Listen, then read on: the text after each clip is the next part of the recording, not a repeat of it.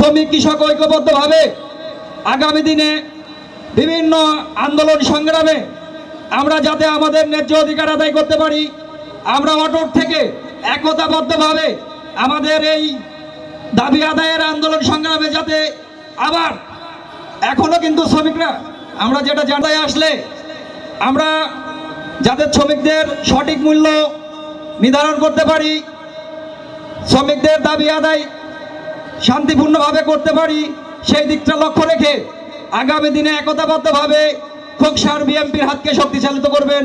শ্রমিক কৃষক ঐক্যবদ্ধভাবে আমরা খোকসা বিএমপির হাতকে শক্তিশালিত করব, শেখ সাদী ভাইকের হাতকে শক্তিশালিত করব, আলাদিন চাচার হাতকে শক্তিশালিত করব। এই বলে আমার সংক্ষিপ্ত বক্তব্য শেষ করছি। আল্লাহ হাফেজ। বাংলাদেশ জিন্দাবাদ। শহীদ জিয়া অমর হোক। খালেদা জিয়া জিন্দাবাদ। তারুণ্য রহমান জনাব তারেক রহমান জিন্দাবাদ। কৃষক দল জিন্দাবাদ। শ্রমিক দল জিন্দাবাদ। আসসালাম।